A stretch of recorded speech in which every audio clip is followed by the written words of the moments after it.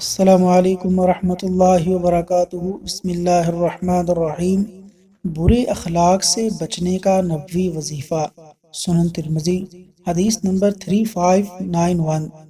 برے اخلاق سے بچنے کا نبوی وظیفہ یہ ہے: اللہم انی اعوذ بک، اللہم انی اعوذ بک من منکرات الاخلاق والاعمال والاہواء۔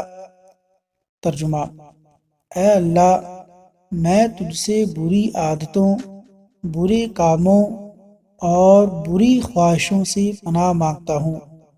اللہ تبارک و تعالیٰ سے دعا ہے کہ اللہ تعالیٰ ہمیں برے اخلاق سے محفوظ رکھے اور اچھا اخلاق اختیار کرنے کی توفیق عطا فرمائے۔